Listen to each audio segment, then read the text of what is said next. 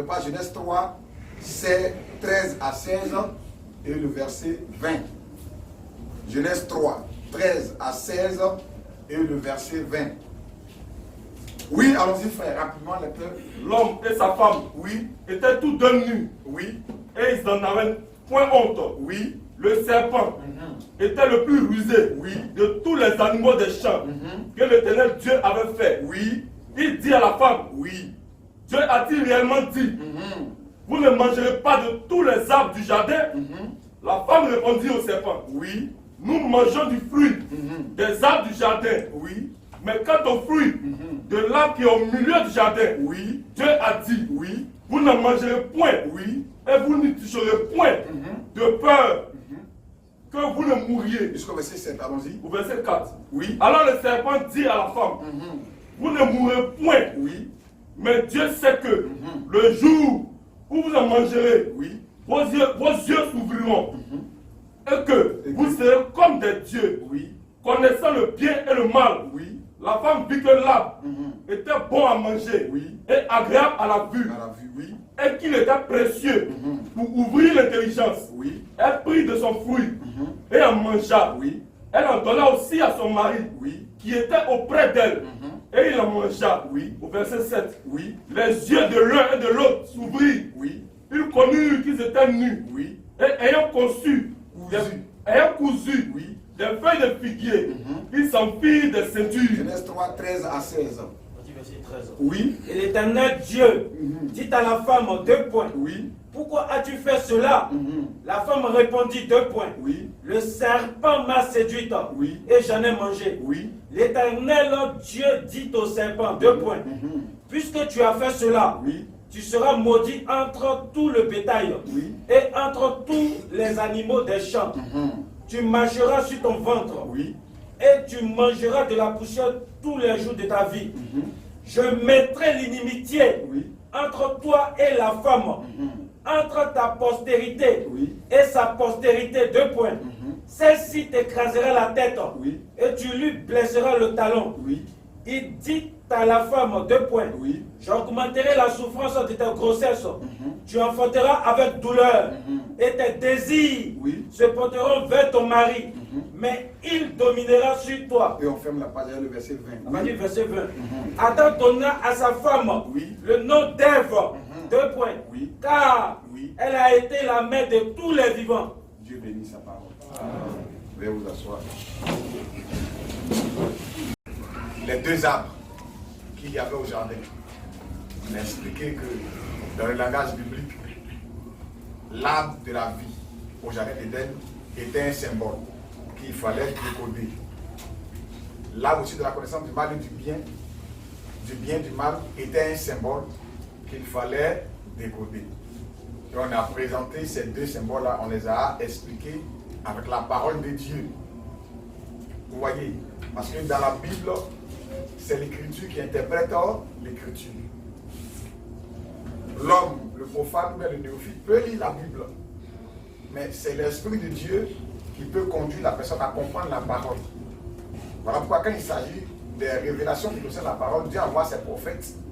C'est eux qui peuvent dire, voici tel verset ici, son explication, prenez tel autre verset. Et quand tu lis, tu tombes là-dessus. Voilà pourquoi le même Saint-Esprit qui a utilisé les prophètes, Père prophète, c'est le même esprit qui vient sur quelqu'un d'autre. Et il continue. Voilà, la Bible, c'est la continuité. Les choses doivent s'accorder depuis le début jusqu'à la fin. Voilà pourquoi quand on lit la Bible, on aime sur la Bible, beaucoup de personnes disent que la Bible se médite. C'est très bon. Parce que la Bible, on ne la lit pas comme un livre comme ça, ou bien un roman, pour ramener ça à ta compréhension humaine. Non, non, non. Tu le fais, tu vas faire des dégâts. Et les musulmans n'ont pas compris, ils le font. Dans les débats, vous les voyez, ils balancent les versets comme ça. Alors qu'on ne lit pas la Bible pour balancer les versets comme ça. Sinon, si tu veux prendre les versets comme ça, mais tu vas te tuer. C'est la même Bible qui dit, Jésus dit, le Père m'a envoyé. C'est la même Bible là, où Jésus parle, il dit que Pierre, ce n'est pas la chair et le sang qui t'ont révélé cela, c'est mon Père qui est dans les cieux. Mais si tu ne sais pas ce que c'est que les cieux, automatiquement tu croiras qu'il y a un vieillard qui est assis quelque part Alors que Paul même nous parle des 3 ciels. Il a été ravi jusqu'au 3e ciel. Donc ciel maintenant, premier ciel c'est quoi? Deuxième ciel c'est quoi? Troisième ciel, qu'est-ce que c'est? Et Jésus maintenant va expliquer les cieux. Le même dit, le ciel est mon trône. Donc quand il dit son Père dans les cieux, son Père qui est dans les cieux, qui a révélé ça, il parle de la révélation qui vient du trône divin. Amen. Le trône est en rapport avec l'autorité. Or, là où il y a le trône, c'est là que s'opère le jugement. Donc si le Père est le trône, parce qu'il a dit, le ciel est mon trône. Quand il parle de son Père qui est dans les cieux.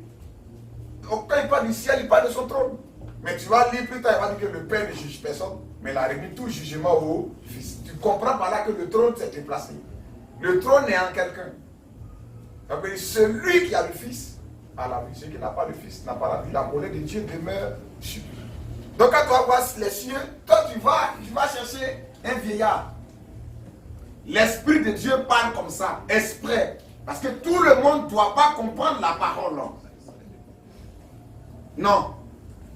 Donc on a dit, Dieu se cache et Dieu se révèle. Il se cache de certains et il se révèle à d'autres. À travers son langage, il se cache. Et à travers son même langage encore, il se révèle. Donc frère, on a expliqué ce que c'est que les 2 arbres. La semaine passée, je vais faire rapidement un résumé. L'arbre de la connaissance du bien et du mal.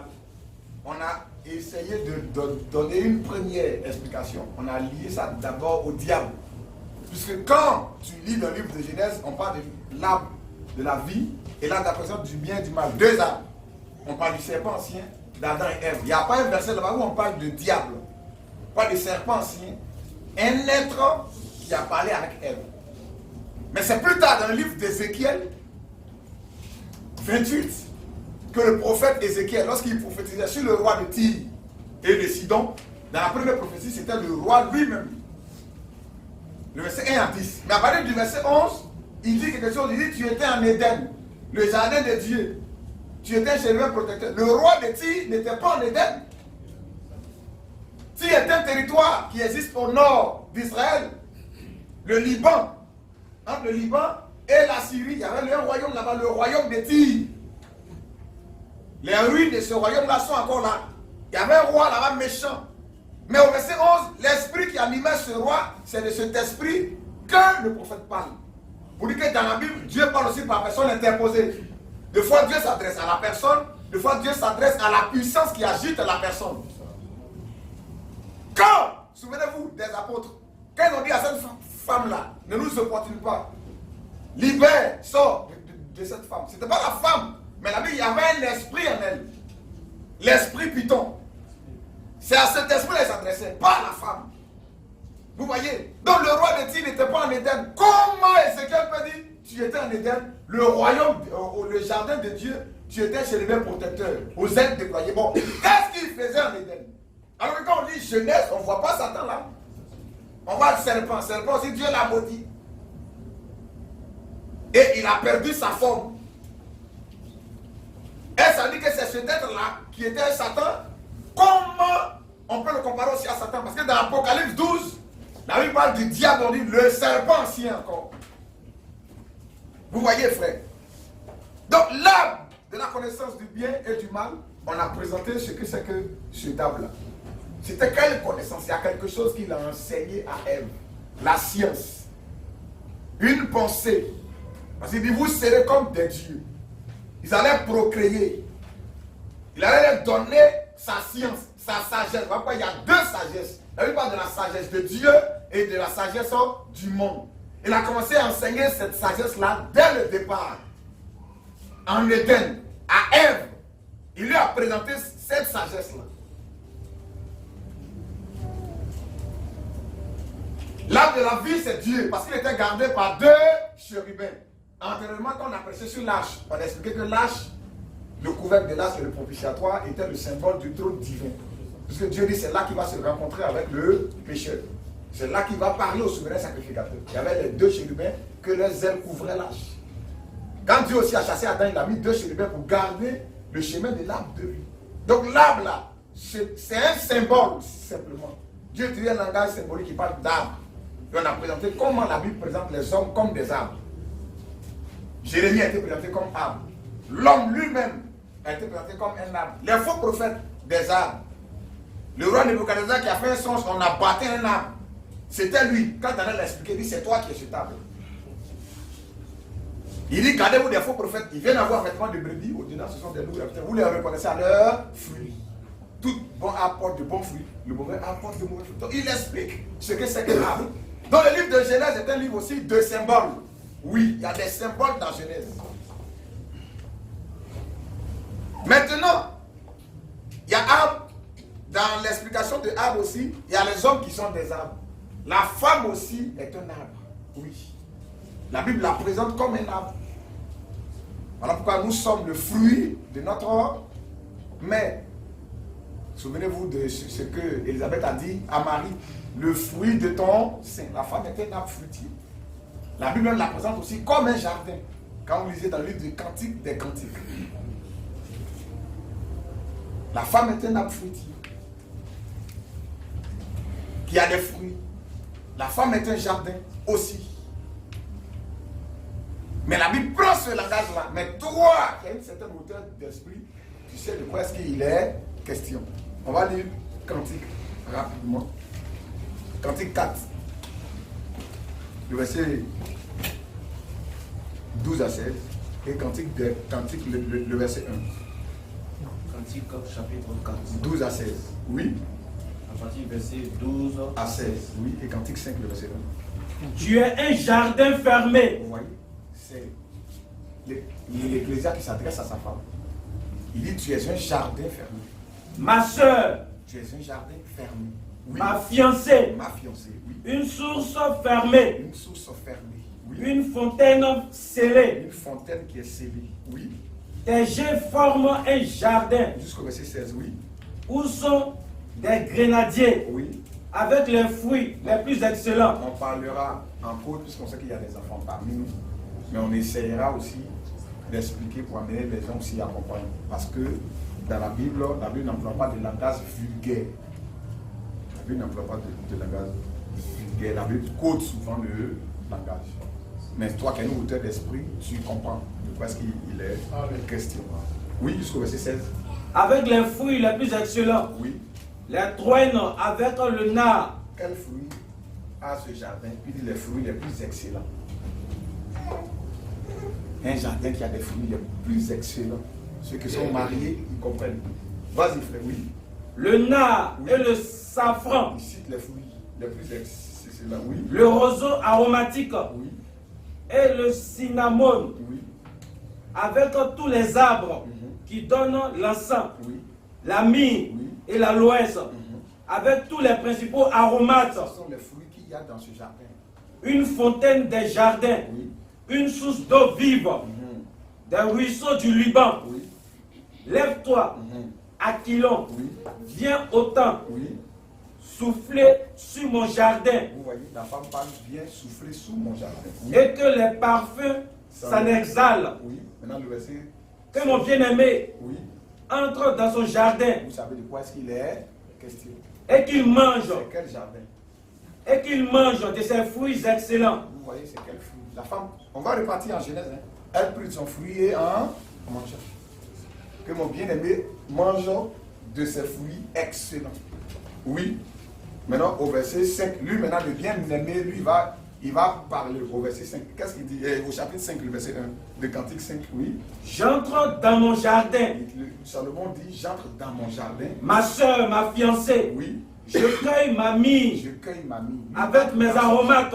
Il cueille sa mie, il cueille tous ses fruits, il mange son rayon de miel. Je mange mon rayon de miel avec mon miel. Il boit son vin. Je bois mon vin avec mon lait. Ça là, celui qui a des oreilles pour entendre, il sait de quoi est-ce qu'il est.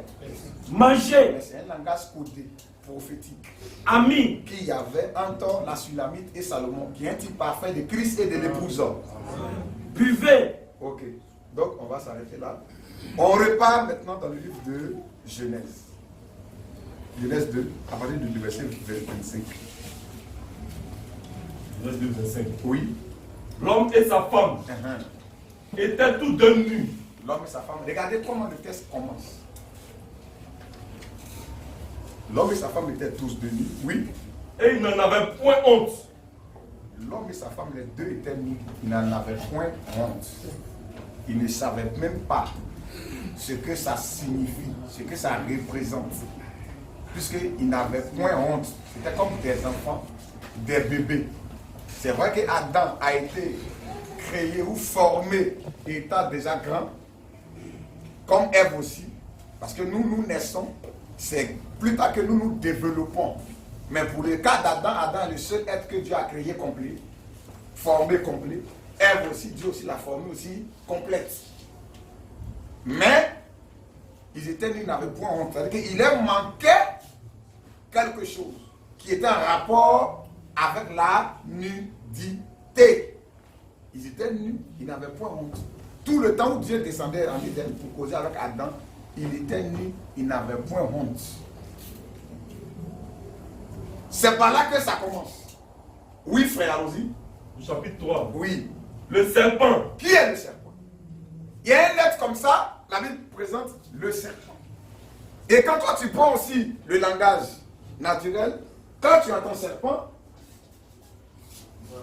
tu penses directement à un reptile. N'est-ce pas? Quand toi tu entends serpent, tu penses directement à un reptile. Mais ce n'était pas un reptile. Parce que quand on prend Genèse, reste là, hein, on va prendre Genèse 1, 24 à 25. Genèse 1, 24 À 25. 25. Oui. Dieu dit, 2 points, Dieu dit, que la terre produise des animaux vivants, oui, selon leur espèce, selon leur espèce, du bétail, des des reptiles reptiles. et des animaux terrestres, Écoutez bien, selon leur espèce, du bétail, des reptiles et des animaux terrestres, selon leur espèce. Donc il y a bétail, il n'y a pas, et puis il y a reptile là, ce n'est pas la même chose. Donc un serpent, si c'est un serpent, dans notre langage qu'on voit, mamba vert et autres, lui on va le classer parmi les reptiles. Mais le serpent aussi, est-ce que c'était un reptile? On va prendre maintenant Genèse 3, 14. Regardez quand Dieu le maudit, Dieu le classe dans quel groupe? Oui. Genèse 3, 14. L'éternel Dieu, oui, dit au serpent, Dieu dit au serpent, puisque tu as fait cela, qu'est-ce qu'il a fait? Mais il dit, puisque tu as fait cela, oui, tu seras maudit donc il a posé une action. Puisque tu as fait cela, tu seras maudit, oui. en tout le bétail. Tu seras maudit. En tout le bétail. Normalement, Dieu devait dire, tu seras maudit en tous les... Mais Dieu ne dit pas ça. Il dit, tu seras maudit en tout le... Donc ce n'était pas le bétail. Ce n'était pas quelqu'un qui rampait. Non, c'est un être. Mais quel genre d'être? Il y a un mystère là, frère. Là, l'école de théologie ne peut rien faire. Oui. École pastorale ne peut pas là. Parler en langue ne peut pas faire quelque chose là-bas. Ni prophétie. Il faut une révélation directe. Du très haut. C'est un être. Parce que nous savons très bien que le serpent que nous connaissons, c'est un reptile. Mais lui, Dieu ne le classe pas par Dieu, tu seras maudit en tout le bétail. Et Dieu continue encore, oui. Et en tous les animaux des champs, Oui. tu marcheras sur ton ventre. Tu marcheras. Ça veut dire qu'il marchait. Mais au départ, il ne marchait pas sur son ventre. Donc où est-ce qu'il marchait, mais pas sur son ventre. Donc il marchait normalement. Quand Dieu dit tu marcheras sur ton ventre, c'est au futur. Tu marcheras sur ton ventre. Ça veut dire qu'au départ, il ne marchait pas sur son ventre. Il marchait, oui, mais pas sur son ventre. Il marchait, mais pas sur son ventre. C'est quand Dieu l'a maudit, Dieu dit maintenant, tu marcheras sur ton ventre. Au départ, il ne marchait pas sur. Il marchait, oui. Donc, ce n'était pas un reptile. C'est son nom qui est serpent. Pourquoi serpent? C'est en rapport avec quelque chose. C'est en rapport avec sémence. Une sémence, une postérité. On va pas Dieu l'appeler serpent. Tu marcheras sur ton ventre. Tu mangeras la poussière tous les jours de ta vie. Oui, frère, et Dieu a dit quelque chose encore. Oui. Verset 15. Je mettrai inimitié. Je vais mettre inimitié. Inimitié, c'est quoi? C'est querelle. Par la guerre. Je mettrai inimitié, oui. Entre toi et la femme. Entre toi, le serpent, et la femme, oui. Entre ta postérité et sa postérité. Une postérité, c'est une descendance. Postérité, c'est descendance. Il dit, je vais mettre inimitié entre toi et la femme, entre ta postérité et elle, sa postérité. Donc Dieu est en train de parler là de deux postérités. Mais ces deux postérités-là, où est-ce qu'elles étaient? Où est-ce que Dieu les voit pour qu'il puisse dire, il va mettre inimitié entre ces deux postérités? Comment cette tête-là, qui marchait pas sur son ventre, qui était le plus rusé, donc qui avait une intelligence développée plus que les autres animaux, comment il s'est arrangé pour avoir une postérité? Oh, pour avoir une postérité, une descendance, il faut avoir une sémence. Quand il parle de sémence, la Bible explique. Il y a deux types de sémences. Mais dans le mot sémence, il y a d'abord la parole qui est une sémence. C'est bien écrit dans Luc 11, Luc 8, 11. Il dit la parole est une sémence.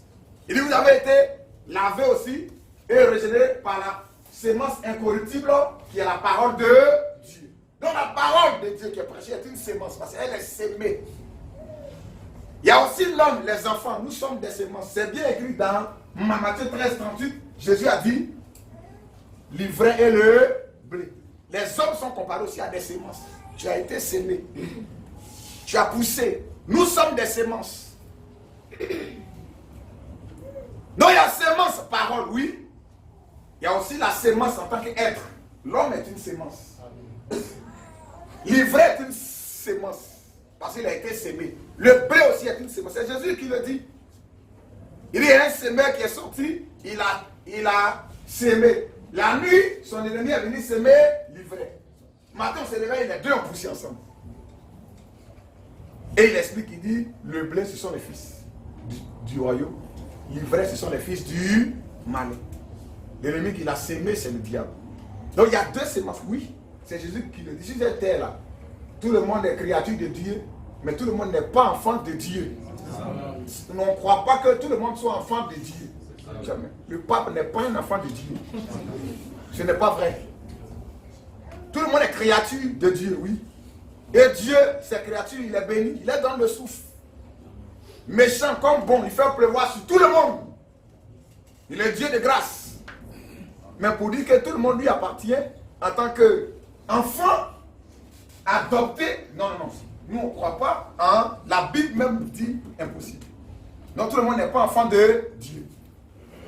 Donc, d'aucuns le disent, c'est le même Dieu qu'on adore. Nous n'adorons pas le même Dieu avec les musulmans.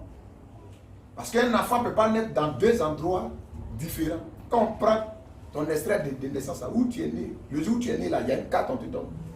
Jésus ne peut pas naître dans une bergerie, il va aller naître là-bas encore sur un panier. Le Dieu n'est pas notre Dieu. Impossible. Un enfant ne peut pas mettre dans deux endroits différents. Donc on fait, frère, le serpent ancien, qui il était? Qui est cet être-là? Voilà les mystères que la Bible a laissés en suspense. Les prophètes sont venus, chacun a donné un code et il est parti. Ézéchiel dit tu es en Éden, le jardin de Dieu. Ézéchiel est parti. Jésus même dit que l'ennemi a sémé la sémence qui est livrée. Il est parti. Mais où est-ce que ça a été sémé? Depuis quand ça a été sémé?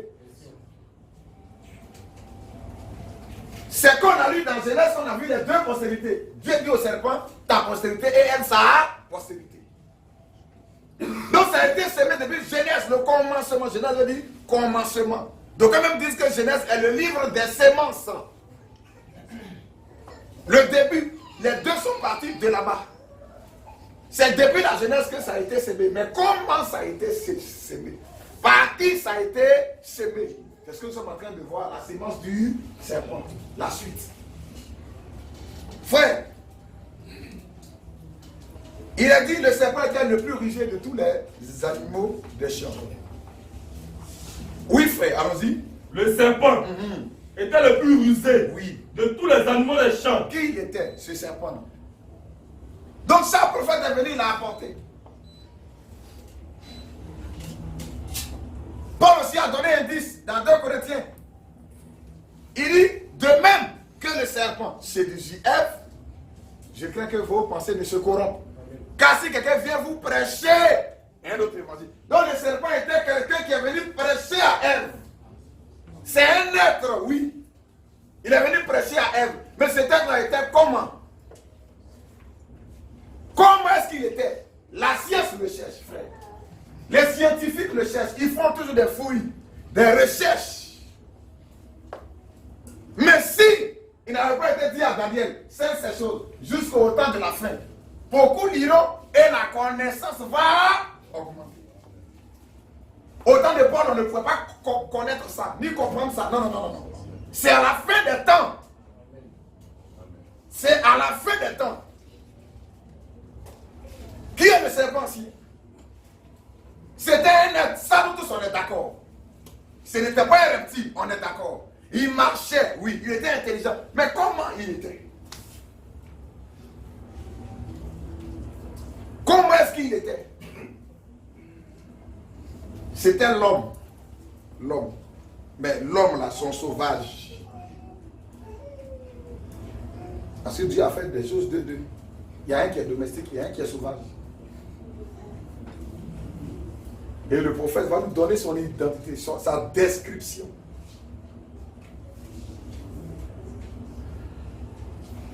Il dit, le croisement est lié. Ce n'est pas les scientifiques qui envoient un croisement. Hein. Jamais. Où on prend, il y a des animaux qui sont le fruit des croisements. Chez les chiens, on trouve ça beaucoup. Il y a un chien qu'on appelle un pitbull. C'est ça, non? On dit, lui, c'est pas un chien de race. Et lui, il est le fruit d'un croisement. Quand on voit les croisements, on dit non, les gens, ils sont faux. Le croisement est lié en Éden. Caïn est le fruit du croisement entre l'homme et la bête. Le serpent avait tout, celui qui était en Éden. Là. On va voir dans la Bible anglaise, là-bas on n'appelle pas snake. Là-bas le nom est gardé serpent. Pour dire que c'est son nom. Mais dans nos Bibles françaises, quand on parle de serpent, pardon, on met serpent, serpent, serpent. Mais quand on parle de la version anglaise, le serpent c'est bien écrit serpent. Ce n'est pas mis snake. Parce qu'ils savent que ce n'était pas un reptile. Ce n'était pas un reptile. C'est un être, oui. C'est le chaînon manquant. Quand on dit chaînon manquant, frère, je ne peux pas voir ça. Chaînon manquant, c'est-à-dire qu'il y a une lignée. Les hommes, il y a les têtards, jusqu'à on arrive sur l'homme. La dernière création de Dieu. Mais entre l'homme et l'avant, parce qu'on parle des espèces qui sont proches. Nous, on ne croit pas la théorie de Darwin, pour dire qu'il était têtard, après têtard, il est devenu. Non, non, non. On ne croit pas en ça. Nous croyons à l'évolution, mais pas dans lui, sa manière. Là-bas, ils ont mis maintenant le chimpanzé. Parce que parmi toutes les espèces animales, lui qui partage plus d'ADN avec l'homme, c'est le chimpanzé. Il a près de 98% d'ADN qui partage avec l'homme. Mais ils savent qu'il y a un chaînon manquant entre le chimpanzé et l'homme. Il y a un être là. Voilà pourquoi cet être-là, la science le cherche. On déterre les os des êtres, non, all the way broken. Ils savent qu'il y avait une espèce qui n'était mi-homme, mi-animal, mais qui était proche de l'homme, qui avait toutes les qualités, mais c'était un animal parce qu'il n'avait pas d'âme en lui. C'est lui, cette tête-là. Il marchait. Dieu dit, tu marcheras sur ton ventre. Il ne marchait pas sur ton ventre, il marchait. Il était intelligent. C'est lui le chaînon manquant pour faire la chaîne. C'est le serpent ancien. C'était un être. Le prophète dit qu'il était beau. Il y a une brochure que j'ai lue il y a longtemps. Il dit qu'il même l'avait vu en vision, qu'il faisait 3 mètres. Mais il y a vu une autre brochure où il a aussi dit que c'était un géant. Il faisait environ 3 mètres. Comme Goliath, quand on prend Goliath, la Bible dit que Goliath faisait 3 mètres. C'était un géant. On va d'abord donner son identité, le serpent ancien, et on va continuer pour savoir qu'est-ce qu'il sait. Parce qu'on va prendre rapidement la prédication, la sémence du serpent. La sémence du serpent. Prêcher le 29, 8e mois, 58 soirs. Ça ici, j'ai l'impression. C'est mon 29, 8e mois, 58. Du serpent. 29, 8e mois, 58. Vous pouvez lire après. Non, oui, c'est quelques indices. Je vais Paragraphe 156 à 157.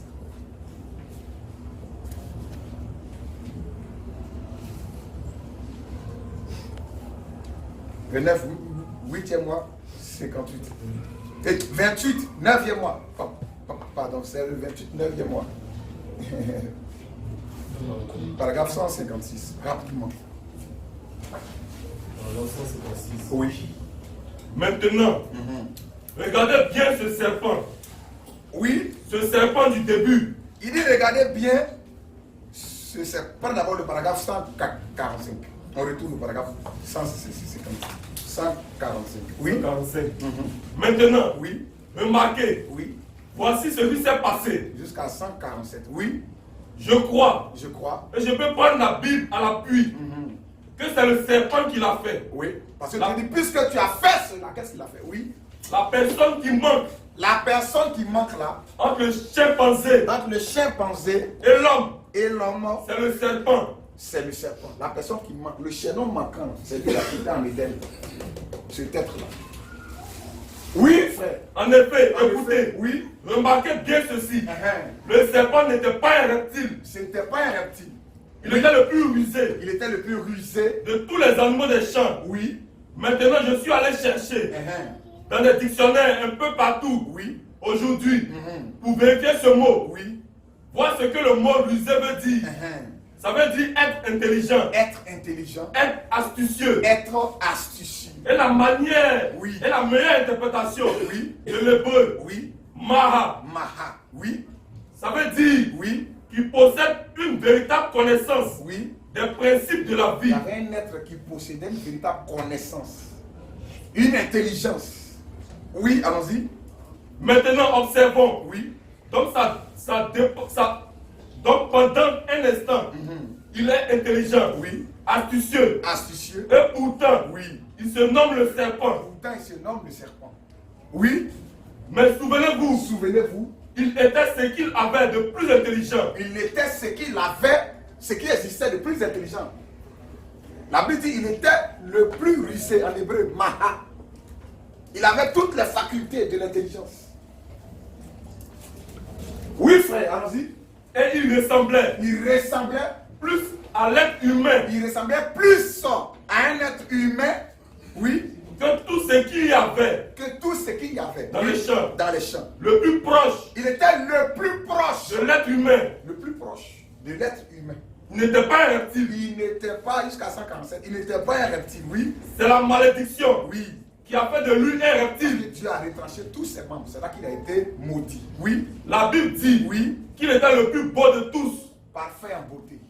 C'est bien écrit dans Ézéchiel 28 quand il est en train de le décrire. Maintenant, prends le paragraphe 156 à 157. 156. Oui. Maintenant, oui. Regardez bien ce serpent. Ce serpent du début. Oui. Nous allons faire son portrait maintenant. La Bible précise. Quand il s'agit de lui, la Bible dit serpent ancien. Le serpent du début. Nous allons faire son portrait maintenant, oui. C'est un grand gaillard. C'était un géant. Un grand gaillard. Il était entre. Il était entre le chimpanzé et l'homme. Le chimpanzé et l'homme. Oui. Et le serpent. Et le serpent. Le diable. Le diable. Lucifer. Oui. Savait que ce sang-là. Oui. Était le seul. Il savait que ce sang qu'il avait, les germes qu'il avait là, étaient les seuls germes, oui, qui étaient compatibles. Qui étaient compatibles avec le sang humain. Avec le sang humain. Il avait les mêmes germes que l'homme. Il pouvait l'utiliser pour s'aimer quelque chose, hybrider, pour avoir une postérité, une descendance à travers le serpent. Oui, frère, allons-y. Que c'était la seule personne. C'était la seule personne avec laquelle il pouvait traiter. Il pouvait traiter. Il ne pouvait pas traiter. Oui. Avec le chimpanzé. C'est possible. Oui. Ce sang-là n'était pas compatible. Le sang du chimpanzé n'était pas compatible parce qu'il manque 2% d'ADN à un chimpanzé pour qu'il soit totalement homme. S'il avait ces 2% d'ADN là, on pourrait prendre même le sang du chimpanzé pour faire transfusion sanguine avec l'homme. Et ça allait réussir. Oui, frère, allons-y. Il ne pouvait pas traiter avec plusieurs choses. Il ne pouvait pas traiter Oui. avec le mouton. Oui. Il ne pouvait pas traiter avec le cheval. Oui. Il ne pouvait pas traiter Oui. avec aucun animal. Uh-huh. Il devait traiter avec ce serpent. Avec ce serpent, oui. Considérons maintenant. Oui. Considérons-le maintenant. Et voyons de quoi il a l'air. Oui. C'est un grand gaillard. C'est un grand gaillard. Un géant préhistorique. Un géant préhistorique. L'origine des géants, c'est ce dernier. Les Goliaths, la famille des Goliaths. Leur origine part du serpent. Tous les Caïens. C'est ce qu'on appelle les Néphilim en hébreu. Les géants préhistoriques. Après, quand Dieu a détruit à travers le déluge, on a cru qu'ils allaient être détruits. Mais on voit encore à Canaan, Josué les a rencontrés. Les Anakim, les fils d'Anak. C'était des géants. Les Cananéens, les Philistins. Goliath, sa famille, c'était des géants. Un mec qui fait 3 mètres. Comment ils étaient bâtis? Oui, frère, allons-y. C'est ça qui fait qu'il retourne Oui. ses gros ossements. Oui. Et je vais vous le montrer dans la Bible. Maintenant, soyez bien attentifs. Oui. Bon, ce grand gaillard, Oui. disons qu'il mesurait Oui. 10 pieds, Il mesurait 10 pieds. 3 mètres, 3 mètres. et qu'il était très large d'épaule. L'âge d'épaule, oui. Il ressemblait vraiment à un homme. Il ressemblait vraiment à un homme. Et son sang, Son sang, en descendant, oui. après avoir accouplé les animaux, Oui. l'un après l'autre, Oui. on peut faire des croisements Oui. entre les animaux. Oui. Et ça a donné une qualité de sang Oui. de plus en plus élevée. Une forme de vie Oui. de plus en plus évoluée. Évolué. Une forme plus évoluée. Oui. Jusqu'à ce qu'on en arrive Oui. en haut, Oui. au niveau de l'homme. Au niveau de l'homme. Mais la dernière connexion, La dernière connexion. Qui a effacé mon schéma? La dernière connexion, oui. mais la dernière connexion, ici entre les deux, Entre les deux. elle a été coupée. Entre l'homme et le chimpanzé, là, il y a une connexion qui a été coupée. Les scientifiques le cherchent. Quand les scientifiques disent chaînon manquant, il y a un être, ils savent qu'il y a eu une espèce qui a existé entre l'homme et l'animal. C'est lui, dans le domaine de la science s'appelle le chaînon manquant. Ils savent qu'il y avait un être. Mais ils ne l'ont pas encore trouvé. Et puis ils ne peuvent pas le trouver aussi. A dit le prophète. Nous, c'est par la révélation qu'on connaît son identité. Sinon, il est là. Hein. Jean-Baptiste l'a vu. Jésus l'a vu. Il est là. Il y a un même qui a posé question à frère Branham dans mariage et divorce. Il me si le serpent, ça il sait qu'il doit avoir une trace. Et il a coincé Branham. Branham dit, ah Seigneur, toi tu as dit dans ta parole, question vous pose les questions devant les hommes, ne vous inquiétez pas. L'Esprit de Dieu va vous aider. Lors d'un débat, le gars ne voulait pas que Branham n'a qu'à montrer sa trace. Que chien pensait qu'il y a sa trace, l'homme il y a sa trace. Mais où lui est sa trace? Parce que la Bible dit qu'il aura une postérité. Donc il doit avoir une trace, une postérité au moins. Et cet esprit dit à Branham, lui-même qui a fait de parler là même.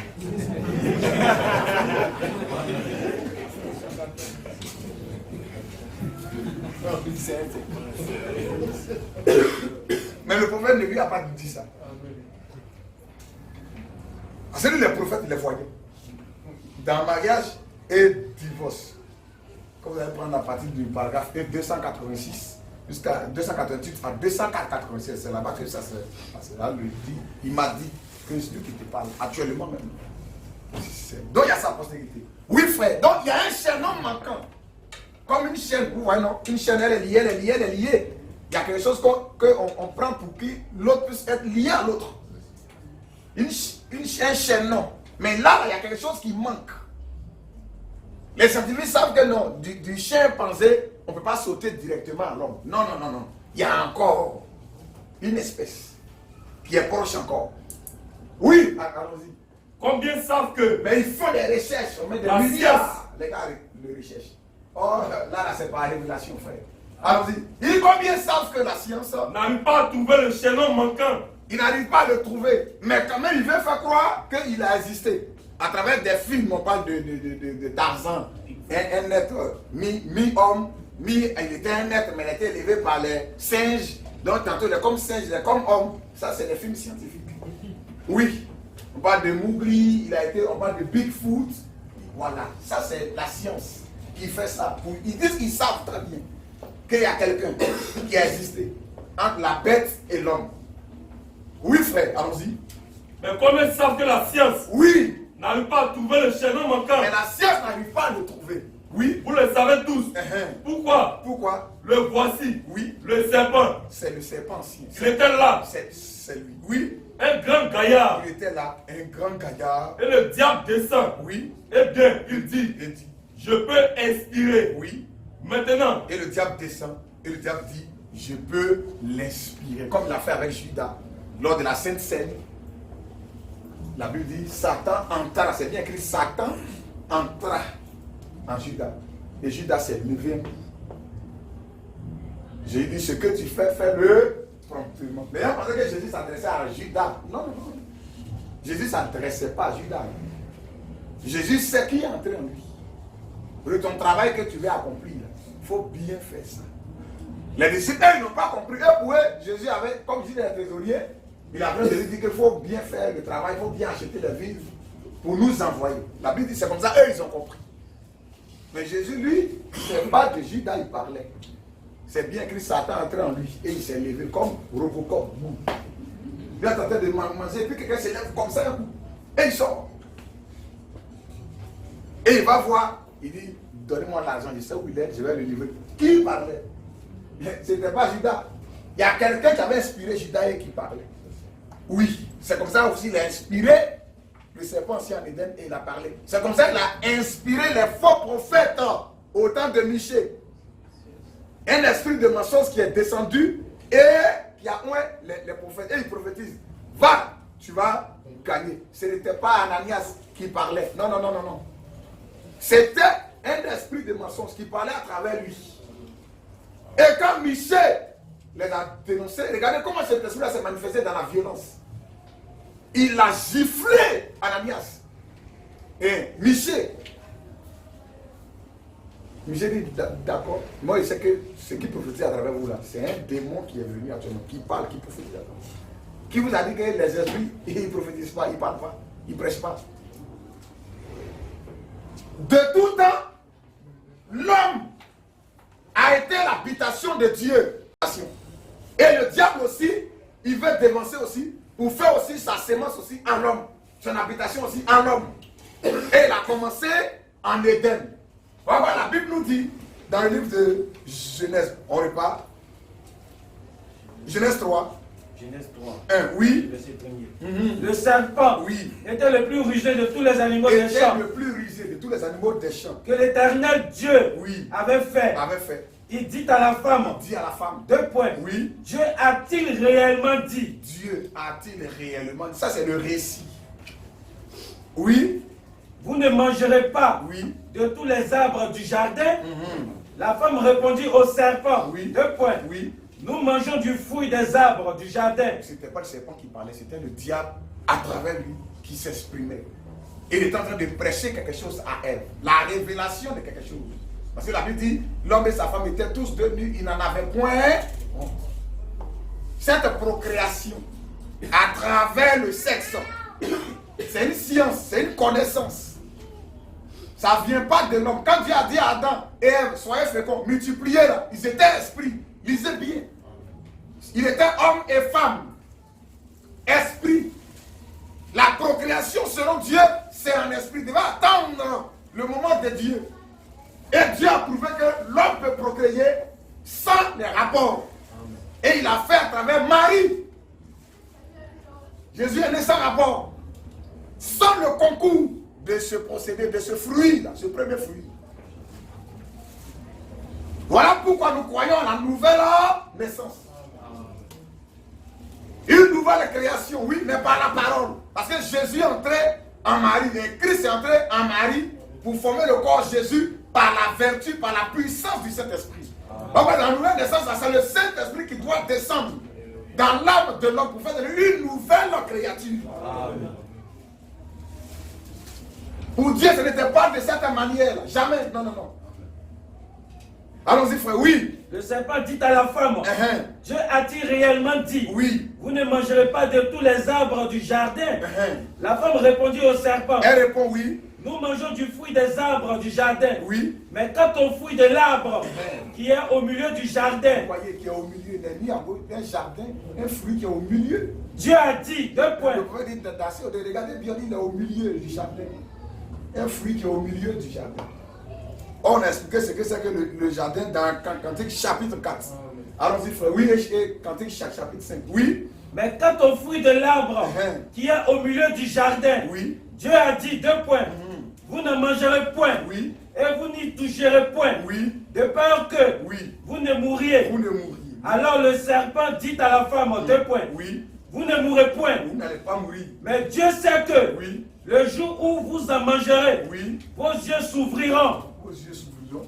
Et que vous serez comme des dieux. C'est ça là qui fait qu'il y a la procréation.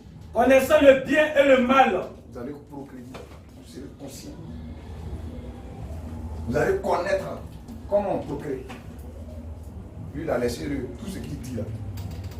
Écoutez ce que je suis en train de vous dire. Une parole astucieuse. Une parole astucieuse. Dites à propos. Ne parlez pas d'une création en la menaçant. Quand le diable, quand le pape parle, avec un air doux. Allons-y, frère, oui. La femme vit que l'arbre était bon à manger. Prépare, Proverbe 15, 23. Elle vit que l'arbre était bon à manger, oui. Et agréable à la vue. L'arbre était bon à manger. Il a réussi à la convaincre. Bon à manger, agréable à la vue. Elle a saisi cela. Et qu'il était précieux. Précieux. Ouvrir l'intelligence. Reste là. Proverbe 15, 23, frère. Proverbe 15, 23. Oui. On éprouve de la joie. On dit on éprouve de la joie. À donner une réponse. On éprouve de la joie à donner une réponse. Oui. De sa bouche. Et combien est agréable. Combien est agréable. Une parole dite à propos. Combien est agréable. Une parole dite à propos. Une parole dite à propos. Elle est agréable à entendre. Même si c'est un mensonge, mais la manière dont on va maquiller ça, là, ça devient agréable. Une parole dite à propos est agréable. Est-ce que l'arbre était bon à voir? Agréable à la vue. La femme vit que l'arbre. 21, oui. La femme vit que l'arbre était beau à manger. Oui. Et agréable à la vue. Proverbe 16, 21, frère. Oui. Proverbe 16, 21. Oui. Celui qui est sage. Celui qui est sage. De cœur. De cœur. Est appelé intelligent. Qu'est-ce qu'ils ont mangé? Il lui a prêché quelque chose et ils sont passés à un acte. Il dit celui qui est sage de cœur, oui. Est appelé intelligent. Et la douceur des lèvres. La douceur des lèvres. Augmente le savoir. La douceur des lèvres. Augmente le savoir. Il était précieux pour ouvrir. Donc, il a dit quelque chose. Dans une douceur. Quand l'homme va vers la femme, c'est avec la douceur des lèvres. Avec des paroles à propos, mesurées. Oui. Suivi des promesses. Pourquoi elle a dit il m'a séduit?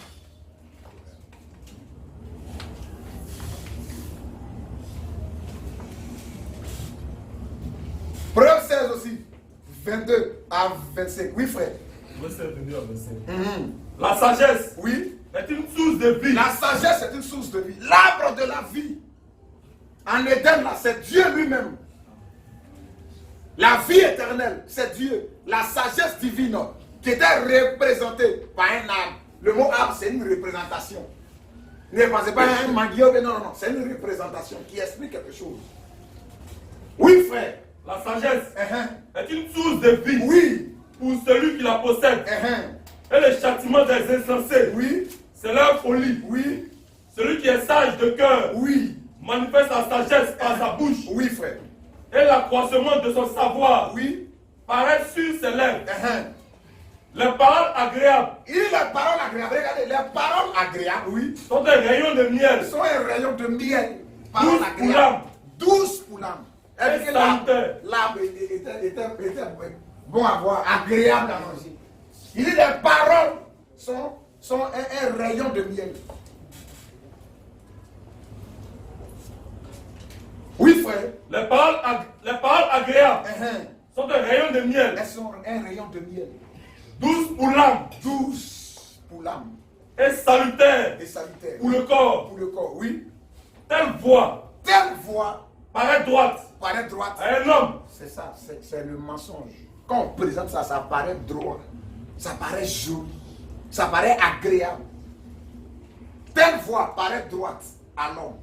Parce qu'il a dit, vous ne mourrez point. Alors que le fruit de cet homme-là, c'est la mort. L'arbre de la mort, on peut le présenter aussi comme la femme. Parce que le fruit qui sort de la femme, c'est la mort. L'homme né de la femme, il mourra. La mort a atteint tous les hommes. Même ceux-là qui n'avaient pas péché en Éden. Parce qu'ils sont le fruit de cet arbre. Mais il y a un autre arbre qui est l'arbre de vie. Lui, son fruit, si tu le manges, tu vivras éternellement. L'homme né de l'homme, lui vit éternellement. Naître de Dieu, pas naître de la femme. Oui, frère. Alors, oui. Telle voix paraît droite à un homme. Papa dit telle voix paraît droite à un homme. Parce que quand il a dit ça, Ève a vu que c'était droit. C'était juste. Quand il a présenté ça, telle voix paraît droite à un homme. Oui. Mais son issue, mais la fin, c'est la voix de la mort. Son issue, c'est la voix de la mort. Parce qu'il va naître, oui. Il va grandir, oui. On dit, il faut qu'il mange pour grandir. Mais arrivé un moment, il ne grandit plus. Oh, il mange toujours. Au contraire, même, il commence encore à vieillir. Les cellules de son corps commencent à mourir. À mourir. La vigueur commence à partir. Et Ecclésiaste 12 explique ça. Avant que le seau ne se rompe sous la citerne. Que la roue ne se casse. Ça, c'est le mystère de la mort qu'il est en train de dire. Comment l'homme perd sa vigueur, sa force, sa forme, beaucoup de choses. Il est en train de partir vers un endroit. Même quand il est malade. Il n'a qu'à boire tous les médicaments, mais il veut se coucher, frère. Parce qu'il a dit, tu es poussière, tu retourneras à la poussière. Donc il y a quelque chose qui l'attire. Il est malade pour un médicament, il veut se coucher. Mais quelque chose l'appelle. Parce que c'est de là-bas qu'il est sorti. Il est sorti de la poussière, il doit retourner là-bas. Oui, frère. On termine, oui. Au verset 25, oui. Telle voix paraît droite à l'homme, mais son issue, oui, c'est la voix de la mort. Telle voix paraît droite à l'homme, mais son issue, c'est la voix de la mort. On est au verset 25. Ok, prends Proverbe 20, le verset 17. Oui. Proverbe 27. Oui, frère. Le pain du mensonge. Le pain du mensonge est doux à l'homme. Le pain du mensonge, il est doux dans la bouche. Quand on le prêche. Si on n'adore pas, mais on la vénère. Tu n'as pas de maman, toi. Adorer et vénérer, c'est différent, c'est ça. Le pain du mensonge. Toi-même, regarde, quelqu'un qui n'est pas allé à l'école, est-ce qu'il peut parler de Dieu? Il faut avoir un bac, il faut être instruit. Parce que tu vas te tenir devant les gens. Tu vas ouvrir la bouche pour parler. Donc il faut faire une école, c'est bon, il faut qu'on te forme. Pour devenir professeur, on ne te forme pas. Hein? Pour devenir docteur, on ne te forme pas. Pourquoi dans l'affaire de Dieu, vous ne voulez pas qu'on forme les gens? Le pain du mensonge. Abraham a été formé dans quelle école? Abel, lui qui a envoyé le sacrifice que Dieu a agréé là, il est quitté dans quelle école pour sortir, pour apporter un tel sacrifice pour que Dieu puisse agréer ça? Quand on parle de l'adoration, de la foi, quand on parle de l'adoration, on parle de la foi et de la révélation, frère. On ne parle pas là d'une instruction, mais d'une intelligence humaine. Impossible. Les prophètes n'étaient pas les plus intelligents sur la terre. D'autres ne savaient même pas écrire leur nom, c'est écrit. Ils étaient des hommes du peuple sans instruction. Quand on dit un Pierre, tu vois que c'est Pierre qui écrivait. Non, un Pierre, c'est pas écrit. La Bible a dit le nom du frère qui écrivait les lettres, le frère Silas, ou bien Sylvain. C'est lui qui écrivait les lettres de Pierre. Pierre fait dicter et il écrit. Il dit envoie son frère. Mais ça, ce Pierre, Dieu a donné une vision pour lui. Tu es, mange. C'est ce Pierre-là qui était rempli du Saint-Esprit dans son ministère. Et Dieu a accompli de grandes choses dans ce ministère. Ce n'était pas dans une école, frère. Oui, le pain du mensonge est doux à la bouche. Mais plus tard, oui. Le pain du mensonge, oui, est doux à l'homme. Est doux à l'homme. Et plus tard, sa bouche est remplie de gravier. Ta bouche sera remplie de gravier. Ce père qui était d'où là deviendra gravier. Tu auras des problèmes après. Proverbe 18, le verset 20 à 21. Donc, c'était tout. La femme était là, était bon à voir, agréable à manger. Oui, mais plus tard, il est devenu du gravier. Elle a pris, elle a mangé. C'était doux. Oui, frère. Proverbe 18, le verset 20 à 21. Oui. C'est du fruit de sa bouche. Oui. Que l'homme rassasie son corps. Il dit c'est du fruit de sa bouche que l'homme rassasie son corps. Oui. C'est du produit de ses lèvres. Et c'est du produit de ses lèvres Qu'il se rassasie. Qu'il se rassasie. 20 à 21. Oui. La mort et la vie. La mort et la vie sont au pouvoir de la langue. La mort et la vie sont au pouvoir de la langue. L'arbre de la connaissance du bien et du mal, qui est l'arbre de la mort. Quiconque l'aime, quiconque aime ce arbre et son fruit, en mangera les fruits. Si tu vas goûter à la mort, c'était la prédication du diable, l'enseignement du diable, présenter quelque chose à Ève. Que ça là, si tu as ça, c'est fini. Si tu as ça, c'est fini. On va voir la Bible, Jésus le dénonce dans Jean 8, le verset 44. Oui, frère. Jean 8. 44. Vous avez pour père le diable. Jésus dit quoi? Vous avez pour père le diable. Quand il s'adressait aux pharisiens, aux juifs, il dit vous avez pour père le diable, oui. Et vous voulez accomplir les désirs de votre père. Vous voulez accomplir les désirs de votre père, oui. Il a été meurtrier. Il a tué. Il a été meurtrier. Dès le commencement. Ça, il dit, la mort et la vie sont sous le pouvoir de la... Il a été meurtrier par sa parole, par son enseignement qu'il a donné à Ève. J'ai dit, il a été meurtrier dès le commencement, en Éden.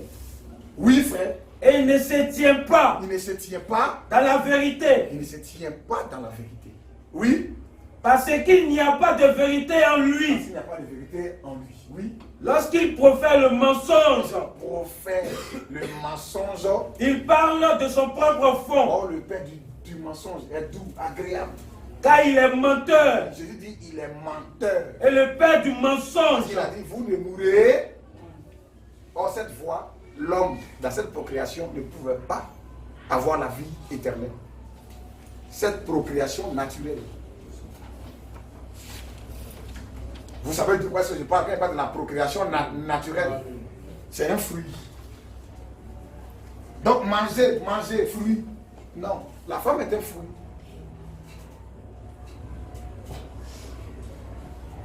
Même dans nos langues, quand il s'agit des rapports, c'est quel verbe on emploie? Moi, dans ma langue, quand il s'agit de connaître la femme, avoir des rapports, c'est le verbe manger, on utilise. Le prophète l'a dit dans COD. Il dit, on utilise ce verbe-là. Et même la Bible utilise ce verbe-là aussi. Proverbe 30, le verset 18 à 20. Parce que ce verbe-là ici encore. Oui? Proverbe 30, verset 18 à 20. Oui, frère. Il y a trois choses qui sont au-dessus de ma portée. Salomon dit dans l'Ecclésiaste, il y a trois choses qui sont au-dessus de ma portée. C'est-à-dire que l'intelligence humaine ne peut pas saisir cela. Tellement c'est élevé. Oui, frère. Il y a trois choses qui sont au-dessus de ma portée. Oui. Même quatre. Et même quatre. Que je ne suis. Oui. Que je ne puis comprendre. Que je ne peux pas comprendre. Et quelles sont ces choses-là? Oui. La trace de l'aigle dans les cieux. La trace de l'aigle. Est-ce que quand l'aigle passe au ciel, on peut voir sa trace? Donc, l'œil humain ou la compréhension, pour avoir cette compréhension de la trace de l'aigle, il faut avoir une certaine sagesse. Un oiseau qui passe au ciel, tu peux voir sa trace. Continue encore. Oui. La trace de l'aigle dans les cieux. Ça, c'est un message. La trace de l'aigle dans les cieux. C'est écrit dans l'Apocalypse, il y a un aigle qui passait au milieu du ciel. Mais avec quoi il passait? Quelle trace il a laissé? On dit qu'il passait avec un évangile. La trace du grand aigle Jéhovah, qui est Dieu, c'est la parole, frère. C'est par la parole qu'on le suit. Oui, allons-y, frère. Oui. La trace du serpent. La trace aussi du serpent. Sur le rocher. Un serpent qui passe sur le caillou. Est-ce qu'on peut voir sa trace?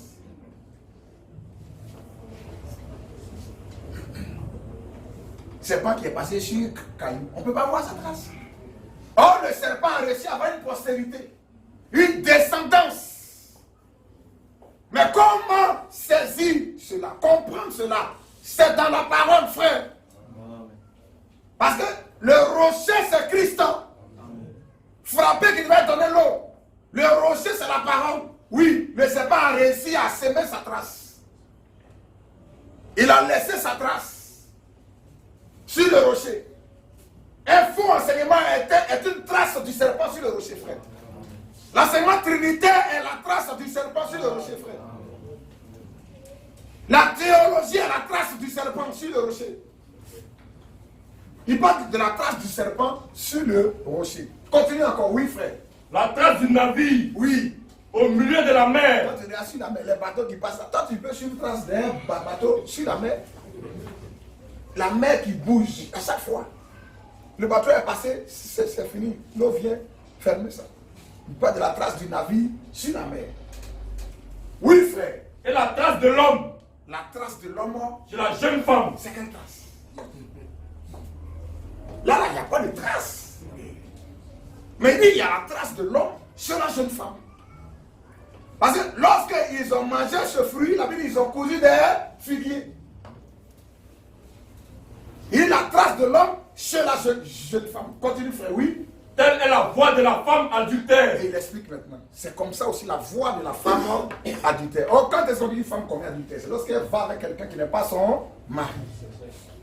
Comprenez mon langage, frère. Mais il dit, telle est la voix de la femme adultère. Et qu'est-ce qu'il dit? Oui. Elle mange. Elle fait quoi? Elle mange. Bon, qu'est-ce qu'elle mange? Avec quelle bouche? Quel est ce fruit qu'elle mange? Il n'emploie pas un langage vulgaire. L'Esprit de Dieu emploie un langage. Paul dit, faites attention à vos propos. Dieu emploie un langage, oui, mais pas un langage vulgaire. Il était la trace de l'homme chez la jeune fille. Le jeune homme chez la femme. Il dit, telle maintenant la voix de la femme adultère. Il dit, elle mange. Oui, c'est sur la bouche. Elle se suit la bouche. Puis elle dit, je n'ai point fait de mal. Il n'y a pas de trace. Alors qu'elle a mangé, elle a essuyé la bouche même. Elle dit, il n'y a pas mal. Il n'y a pas de trace là. Trace de ça, c'est qu'elle aura effet. Elle peut être même chez toi. Elle va prendre, elle va manger ce fruit, elle n'aura pas de trace. C'est lorsque ce pain-là du mensonge sera gravé dans sa bouche, cela dit, hein? Oui, elle avait mangé, mais il n'y avait pas de traces. Oui, il n'y avait pas de traces. Ta mère a mangé ce fruit-là, il n'y avait pas de traces. Mais c'est quand ça a commencé à sortir, Judas dit, on dit, ta fille a commis une infamie. Il y a même là ici. Elle a montré la trace de cet homme-là, qui est passé là. Elle dit, l'homme à qui appartient ce gage-là, c'est pour lui cette grossesse. Or, l'homme qui était chaud pour qu'on la condamne, c'était lui. Parce qu'il n'y avait pas de traces.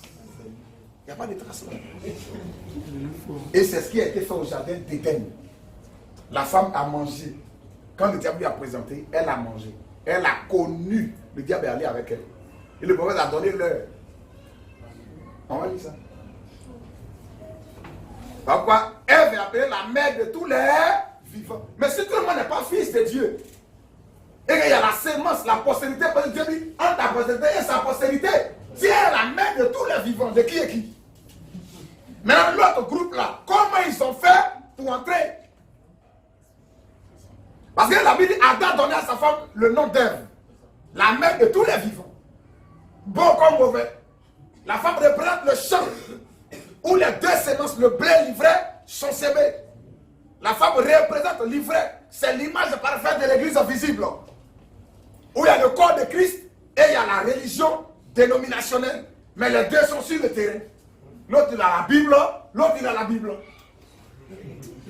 Mais l'autre est la sémence du diable. Et l'autre aussi il est de Dieu. Or les deux se font appeler chrétiens. Voilà. Nous, église du Dieu vivant, on ne doit pas écouter Ève. Ève est le type de l'église. Non. Quand il n'y a pas de nous dans notre église là, tu es un païen, frère. Faut dire la parole de Dieu dit. C'est pas Ève qui doit t'écouter. Adam écoutait Ève, oui. On ne doit pas écouter l'église. Mais le diable a réussi à faire écouter l'église que Dieu. Parce que là-bas dit que quand le pape a parlé, quand notre église a parlé, la Bible, on met ça à côté. C'est ce qu'il a fait en éternité. Et il continue à le faire encore aujourd'hui. Dis-nous, dans notre église à Saint-Marie, on adore, c'est comme ça. Si tu n'es pas d'accord,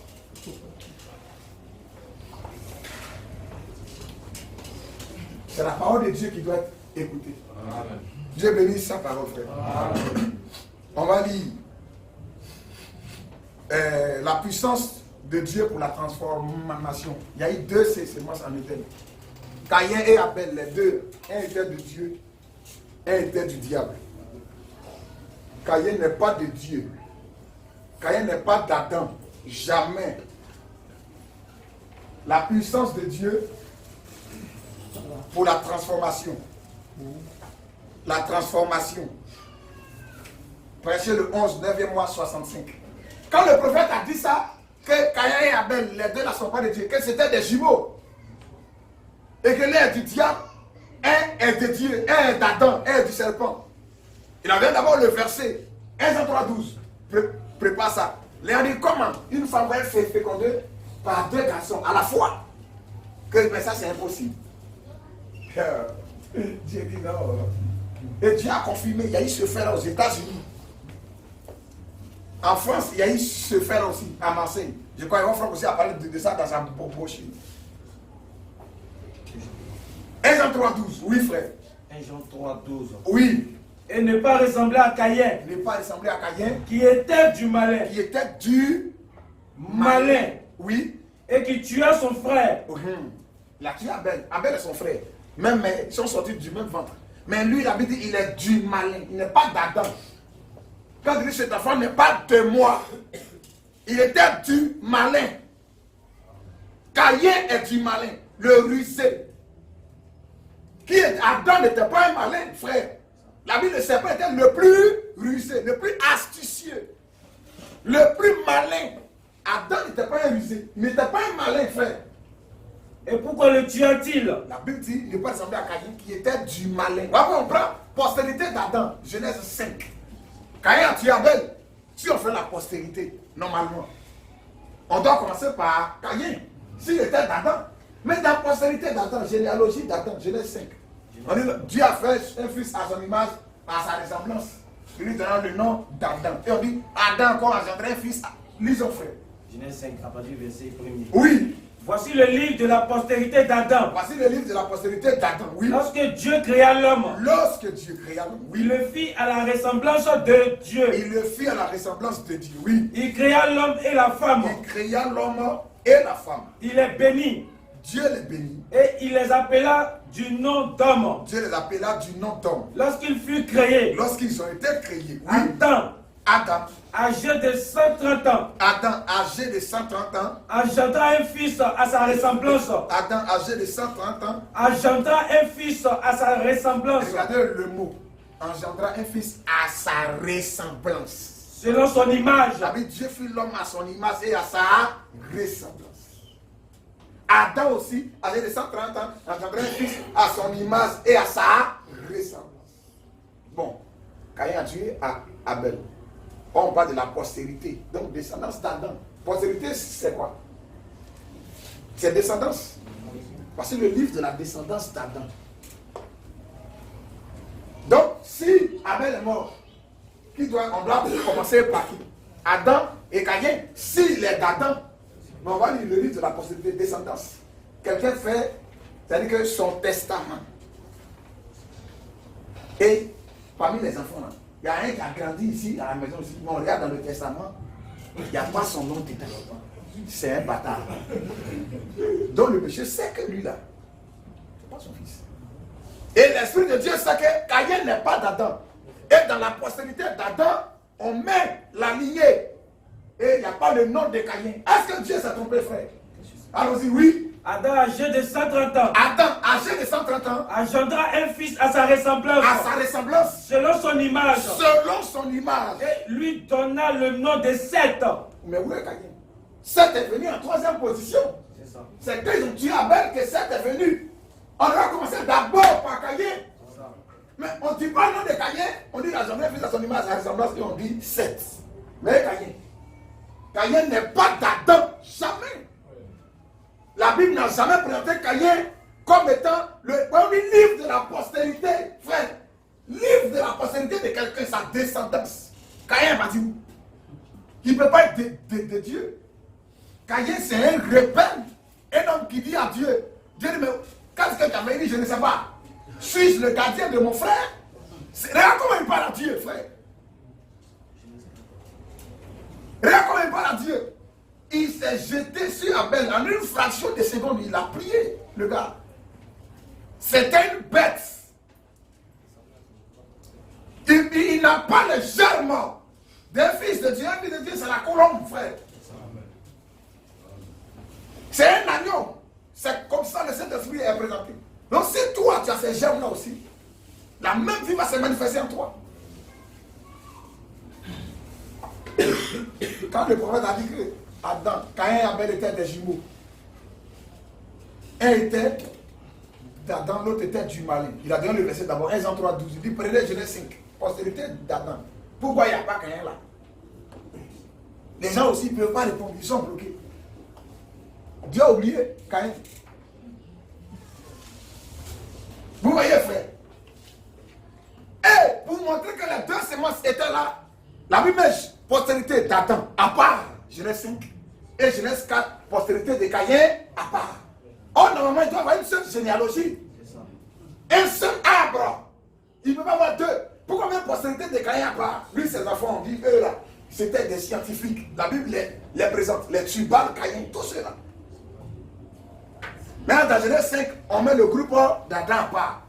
Et on sort dans Genèse 6, on fait encore deux groupes. La Bible, lorsque les hommes commençaient à se multiplier sur la terre, et que des filles, les fils de Dieu virent que les filles des hommes étaient belles. Mais qui étaient les fils de Dieu et qui étaient les filles des hommes? Et ils les ont pris pour femmes. Qui étaient les fils de Dieu? Qui étaient les filles des hommes? Ils ont vu qu'elles étaient belles. Les deux postérités sont là encore. On les voit là. Et c'est ce qu'il a commencé à faire. Il a continué jusqu'à aujourd'hui. Il continue à le faire. Les fils de Dieu, c'est la descendance naturelle d'Adam. Les filles des hommes, c'est la descendance naturelle de Caïn. Et quand les deux ont commencé à se mélanger, à se croiser, Dieu n'est pas dans le croisement. Quand ils ont commencé à se croiser, Dieu dit non, je vais détruire tout cela. Parce que cette espèce qu'ils vont créer, c'est pas Dieu qui a créé ça. Mais il ne peut pas être sur lui sa terre que lui l'a créé. Allez-y, faites votre terre ailleurs. Mais pas sur lui sa terre. Il a détruit ça. Et le prophète dit que oui, effectivement, ça s'est fait. Il dit, regardez. Il dit que ça, frère, si Dieu n'avait pas envoyé Badam, tous ces misères allaient devant nous dans la Bible. On allait lire comme des assemblées de Dieu, des catholiques. La puissance de Dieu pour la transformation, le 11 9 65. Tu as écrit ça? Paragraphe 85 à 86. Oui. Paragraphe 85 à 86. Oui.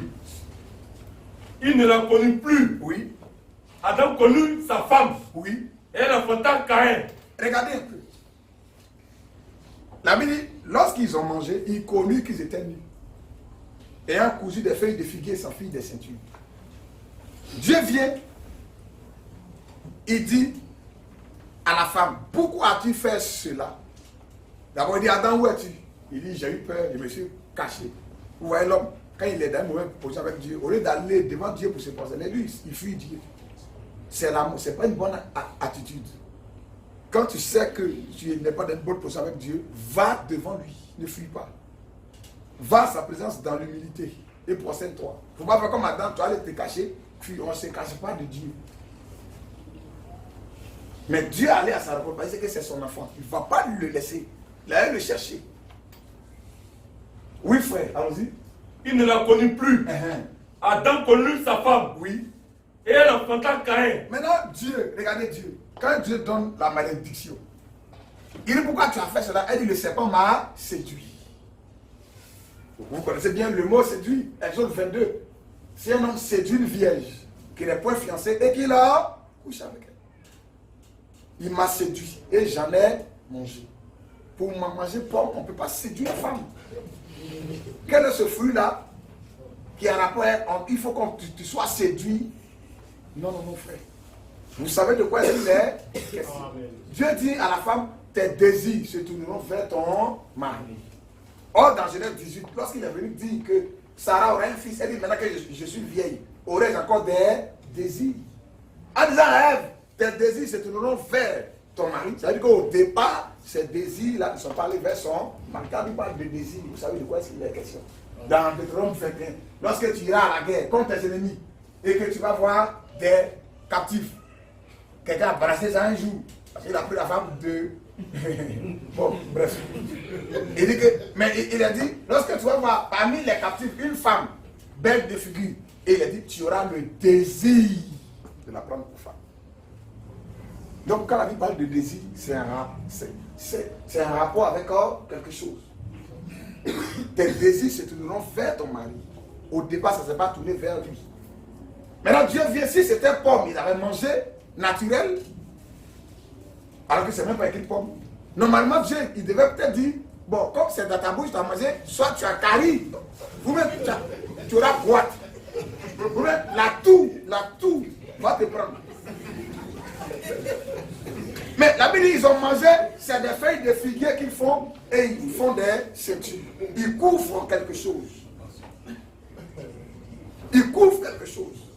Dieu dit maintenant à la femme, j'augmenterai la souffrance de tes grossesses. Tu enfanteras avec douleur. Tes désirs se tourneront vers ton mari. Pourquoi Dieu parle de grossesse? Tu vas enfanter avec douleur. Tes désirs se porteront vers ton mari, mais il dominera sur toi. Ça a été l'adultère. Elle est allée d'abord avec quelqu'un qui n'était pas son mari. Quand elle a fini, c'est là qu'elle est allée vers son mari. Le serpent a semé, elle a mangé la sémence du serpent. Elle a mangé avec le serpent. Et après, elle allait encore vers son mari. Il y avait deux sémences en elle. Ces deux sémences-là, Dieu parle entre ta postérité et sa postérité. Mais arrêtez la postérité de la femme, c'est Jésus-Christ. C'est une prophétie. Qui viendra pour détruire ce pouvoir. Sinon, ceux d'Adam, il va les noyer. Et aujourd'hui, ils ont noyé, ils ont pris tout. C'est Christ seul qui est notre espoir. C'est faux, frère. Ils ont tout pris. C'est Christ seul qui est notre espoir, frère. Donc, le prophète, il dit quelque chose. Oui, frère, allons-y. Il ne la connut plus. Oui. Adam connut sa femme. Et elle enfanta Caïn. Oui. Et elle enfanta aussi Abel. Pour montrer qu'ils sont des jumeaux. Parce que d'autres prennent Genèse 4, mais là, on dit, Adam a connu Ève, elle a fait Caïn et elle a fait Abel. Donc ça veut dire que les deux là viennent d'Adam, littéralement. Non. Il dit que l'acte sexuel a eu lieu dans Genèse 3. Elle était déjà fécondée. Et Adam l'a pris et l'a connue après, jusqu'à ce qu'elle accouche. Mais elle était déjà sa femme. Il dit qu'elle était déjà fécondée. Que quand vous lisez la Bible, faites très attention. Là-bas, Dieu dit, créons l'homme à notre image qui domine sur les poissons. Oh, il n'y avait pas de poissons qui étaient formés. L'homme lui-même encore n'était pas encore formé. Mais Dieu parle d'abord dans des vues, disait la chose. Ok, frère, allons-y, oui. Adam connut sa femme. Et elle enfanta Caïn. Oui. Et elle enfanta aussi Abel. Vous voyez, pour Abel, on n'a pas dit, il a connu encore, elle a enfanté encore Abel. Non. Elle a enfanté Caïn, elle a enfanté aussi Abel. Donc c'était des jumeaux. Des jumeaux. Voilà. Mais quand il s'agissait de Seth, on dit, il a connu sa femme, elle a enfanté Seth. Oui, frère, allons-y. Satan. Oui. Était allé avec elle. Oui. Ce matin-là. Il est allé avec elle ce matin-là. Et Adam l'après-midi. Et Adam est allé l'après-midi. C'est dans le même temps, le même jour que ça s'est passé. L'autre est allé matin, l'autre est allé dans l'après-midi. Oui, allons-y. Et 86. Oui, frère. Vous voyez cette grande polémique dans les journaux ici maintenant. Il dit, souvenez-vous de ce qui se passe ici aux États-Unis. À Tucson. À Tucson même. Je pense au sujet de cette femme. De cette femme-là. Qui enfanta en même temps. Qui a enfanté en même temps. Un enfant. Oui. De couleur. Un enfant noir. Et un enfant blanc. aux États-Unis. Pendant qu'il parlait là, Dieu a confirmé cette même histoire. Que oui, la femme peut être fécondée par 2 semences d'un court délai. C'est possible. Tant que ce n'est pas encore fermé et les ovules ne sont pas encore fermés, il y a possibilité qu'elle soit fécondée. Dans un court délai, ça peut se faire. Oui, frère, allons-y. Elle était allée avec son mari ce matin-là. Il dit aux États-Unis, il y a cette histoire-là. Il dit, souvenez-vous, à Tucson, il y a une femme blanche qui a marié un blanc. Oui, matin, le monsieur a fini d'aller au travail. À 10h, l'autre a sauté la fenêtre. Il est rentré aussi. Ok. Le père du mensonge a d'eau à la bouche, mais plus tard il deviendra du gravier. Le jour là, maintenant, c'est devenu gravier. Quand il accouche, le blanc voit qu'il y a un noir. Il dit, lui, là, il ne peut pas s'occuper de l'enfant de quelqu'un d'autre. Et il dit, lui, c'est du blanc, il va s'occuper. L'autre, là, n'a qu'à chercher son papa. Il dit qu'il s'occupe de son enfant. Ça a été un croisement. Oui, frère, allons-y. Elle était allée avec son mari. Elle était allée avec son mari. Ce matin-là. Ce matin-là. Et avec un autre homme l'après-midi. Voilà. Elle dit, son mari, lui, c'est un blanc. Lui, il ne vaut rien.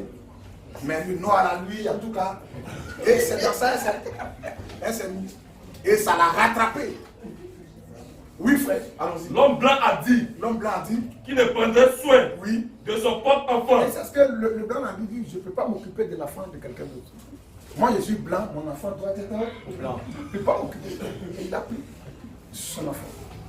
Donc, c'est un cas qui s'est passé et aux États-Unis, même en France. Il y a eu ce cas-là, à Marseille et autres. Quand si vous partez sur Internet, là, faites ces recherches-là. Dieu, sa parole, là, elle est vraie, frère. Même la nature doit confirmer sa parole. On va prendre le livre de Lévitique 18, de verset 6 à 18. Donc, la Bible dit, au départ, l'homme et sa femme étaient tous deux nus, ils n'avaient pas honte. Mais dès qu'ils ont mangé le fruit, la Bible dit, ils connurent qu'ils étaient nus. Donc ce fruit a un rapport avec la nudité. Oh, quand la Bible parle de nudité, c'est pas autre chose. Il n'y a pas de mystère ailleurs. Nudité a un rapport avec ça, Lévitique. Lévitique 18. Oui, frère. 6. À partir du verset 6. Nul de vous oui. ne s'approchera de sa parente. Vous voyez, la Bible parle de s'approcher. Tu ne sais pas ce que ça veut dire. Il explique ça encore. Oui. Pour découvrir sa nudité. Découvrir. Nul de vous ne s'approchera de sa parente. Pour découvrir sa nudité. Parce qu'avant la loi, Dieu a dit soyez féconds. C'est ça, non? Maintenant, si les hommes ont commencé, sont sortis d'un seul sang, où ils allaient enlever femme. C'est comme ça. Pourquoi? Avant la loi, ça existait. Abraham a pris sa propre sœur, Sarah. Isaac a pris sa propre parente, Rebecca. Mais c'est sous la loi que Dieu vient mettre fin à ça. Lévitique 18. Oui. Nul de vous. Il dit nul de vous. Ne s'approchera de sa parente. Il s'approchera de sa parente. Pour découvrir sa nudité. Il connut qu'ils étaient. Nul de vous ne s'approchera de sa parente pour découvrir, pour connaître sa nudité. Oui, frère, allons-y. Je suis l'Éternel. Oui. Tu ne découvriras point oui. la nudité de ton père. Vous voyez, les filles de Lot, qu'est-ce qu'elles ont fait? Elles sont allées avec leur propre papa. Mais Dieu dit découvrir. Il connut qu'ils étaient nus. Oh non, mais ça faisait tout de nus, ils n'avaient pas honte. Donc il découvrit leur nudité. Les filles de Lot sont allées avec leur père. Elle dit il n'y a pas d'homme dans la contrée. Et l'aîné a fait voir son papa et elle est allée avec lui. Le lendemain aussi. Et l'autre, lui, il était ivre. Il n'a pas su. Ça, c'est quelle ivresse, ça? Et deux sont sortis, les Ammonites et les Moabites. Tous ceux-là qui sont autour d'Israël, là, ils viennent tous d'Abraham, les Arabes, les fils d'Ésaü. Ésaü est sorti de qui? Jacob. Jacob est venu de qui? Isaac. Isaac est venu d'Abraham. Ils sont cousins, les Juifs et les Arabes là. Ils sont cousins. Mais ce qui les fait mal là, parce qu'Abraham aussi, il a eu plusieurs femmes.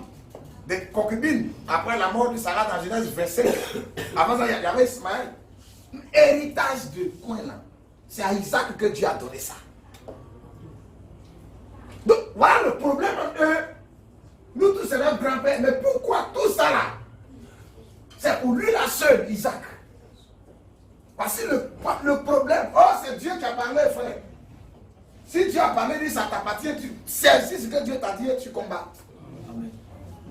Pour récupérer ce qui t'appartient. Oui frère, allons-y.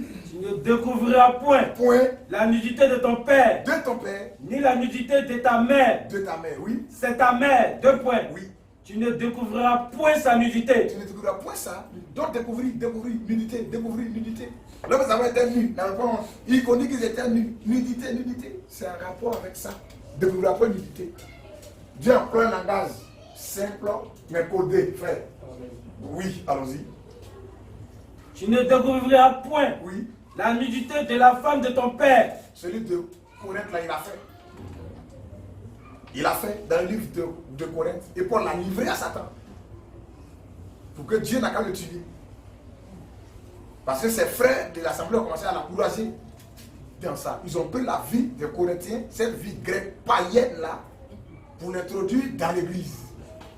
Et Paul dit non. Lui qui a fait ça, là, on doit le livrer à Satan. Jusqu'à ce qu'il s'est repenti dans le livre de 2 Corinthiens. Paul dit si il s'est repenti que vous lui avez pardonné, moi aussi je le pardonne. Oui frère, allons-y. Tu ne découvriras point la nudité de la femme de ton père. La nudité de la femme de ton père. C'est la nudité de ton père. Lévi a fait ça à Jacob. Non, qui? Ruben, le premier fils de Jacob. Quand il a commencé à bénir ses enfants, la première place, il n'a pas donné ça à Ruben. Il dit Lévi et Simeon. Pourquoi c'est Lévi qui a pris la sacrificature. Or, normalement, c'était Ruben qui était le premier. Mais il a découvert la nudité de son père. Jacob dit, tu es monté sur ma couche. Sa couche, c'était quoi? Son lit. C'est le symbole de sa femme, qui était sa couche. Oui, frère. Tu ne découvriras point la nudité de ta soeur. De ta soeur. Tu ne découvriras point la nudité de ta soeur. Fille de ton père. Fille de ton père. Ou fille de ta mère. Fille de ta mère. Née dans la maison. Née dans la maison. Ou née hors de la maison. Ou hors de la maison. Oui. Tu ne découvriras point oui. La nudité de la fille de ton fils. Oui. Ou de la fille de ta fille. Oui. Car c'est ta nudité. C'est ta nudité, oui. Tu ne découvriras point la nudité de la fille de la femme de ton père. Oui. Née de ton père. Oui. C'est ta soeur. Donc là on parle de nudité, découvrir, nudité, découvrir. Tout ça est en rapport avec les rapports.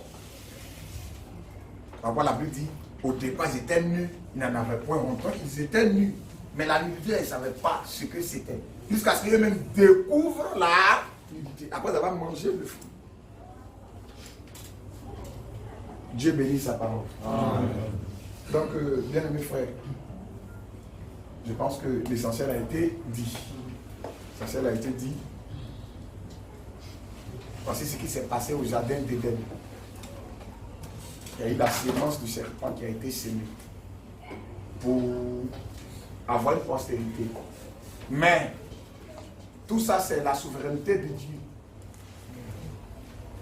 Pas comme le dit pour accuser la femme, non, nos sœurs n'ont rien à voir avec ça. Elles sont des filles de Dieu. Mais c'est pour montrer comment ça s'est passé. Parce que dans la souveraineté de Dieu, il y a des choses que l'homme, il va dire, mais la femme a fait ça. Non. Qui a mis même le serpent en Éden? Qui l'a créé le serpent ici? L'arbre de la connaissance du mal et du bien. Qui l'a planté? Et Dieu était obligé de le mettre là. S'il n'y a pas l'arbre, il n'y a pas ce serpent. Mais il faut comprendre qu'il ne peut y avoir de victoire sans épreuve. La victoire est en rapport avec le test, l'épreuve. Tu dis tu es victorieux, mais tu as fait quel combat? Jésus-Christ avait en lui, Elohim avait en lui l'attribut de sauveur. Il est venu accomplir dans le Mashiach, le Christ. Donc la Bible nous dit que le sang de l'agneau était prédestiné avant la fondation du monde. Donc, Dieu avait un plan où il est venu racheter l'homme en donnant sa propre vie. Donc, tout ce ce qui s'était fait en Éden, c'était sa souveraineté. Rien n'échappait à son contrôle.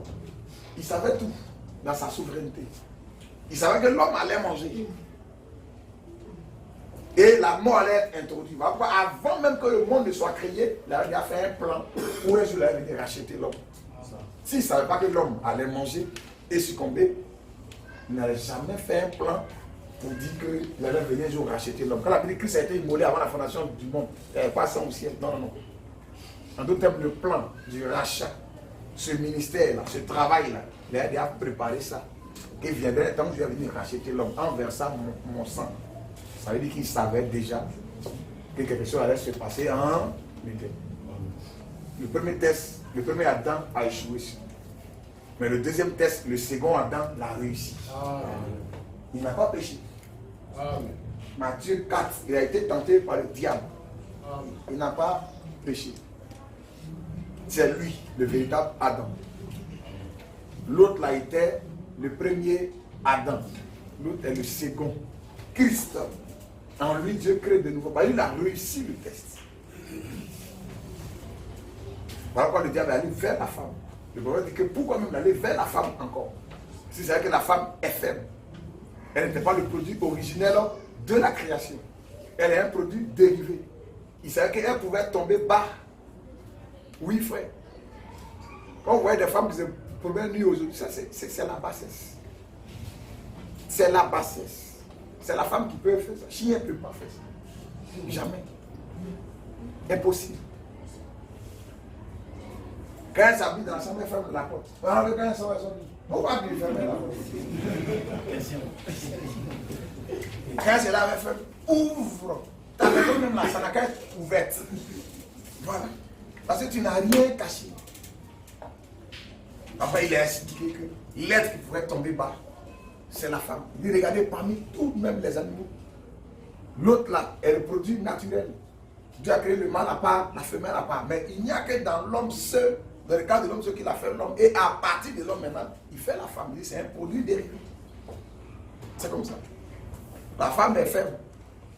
Je veux dire, elle est courageuse. Il faut laisser ça. Si elle ne parle pas, ça, tu ne penses pas qu'elle est blessée aussi. C'est comme ça. Et quand elle s'assoit seule, si le diable vient lui parler, si Dieu ne vient pas à son secours, elle va venir de fumer drogue même. Oui. C'est que l'homme avant il va faire, il va fumer drogue, il va boire d'abord. Bon, on va aller maintenant. Elle là. Oui. Sans foi. C'est comme ça. Elle peut tomber bas. Donc faites très attention dans vos rapports avec vos femmes. Travers vos propos. Les raisons on ne dit pas. Donc dans leur langage, dans leur intimité là, c'est-à-dire qu'il y a la vulgarité. Et il vient en Christ avec ça. Et il attaque des fois sa femme, vieille go là. Non, il ne faut pas dire des choses comme ça. Oh, toi, ton temps est passé, laisse ça. Oui, tu penses que c'est une parole en l'air, parce que nous, chez nous, là, il y a des cultures, il y a des ethnies, dans les rapports avec la femme, la vulgarité, ça passe. Ne fais pas ça, tu es en Christ, tu es une nouvelle créature. Elle est une fille de Dieu. Fais très attention. Fais très attention. Si tu fais ça avant, prie le Seigneur. Cet esprit de la tradition, de la culture, de tout, n'a qu'à quitter ta vie.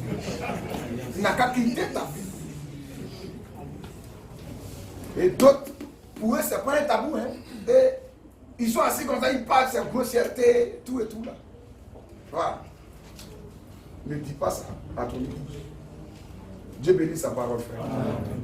Donc, bien-aimés frères, voici ce qui s'est fait en Éden. Ce que nous utilisons aujourd'hui pour nous procréer, la révélation de ça a été introduite par le diable à travers le serpent ancien. Pourquoi Dieu a créé une autre par Jésus-Christ, la nouvelle naissance. Ça ne veut pas dire qu'aujourd'hui, le fait que nous nous marions, nous procréons, c'est un péché. Non, non, non, non, non. Ce n'est pas ce que nous sommes en train de dire. Ne comprenons pas les choses au travers. On dit, ça a été introduit par celui-là, son résultat, c'est la mort. Parce que toi, il faut être averti déjà. Que le résultat de ça, c'est la mort. Mais le résultat de la vie, c'est être en Jésus-Christ. C'est être en Jésus-Christ. Et sinon, nous aussi, nous sommes le produit de ce tact. Et nous vivons. Mais Dieu nous a fait grâce de connaître Jésus-Christ, de connaître la parole. C'est le plus important pour nous. Sinon, au reste, l'homme se marie. Dieu bénisse sa parole. Donc, s'il y a d'autres questions, préoccupations, vous pouvez les noter. Et dans la suite, nous allons traiter cela. Que le Seigneur bénisse son peuple. On va s'arrêter là pour ce jour.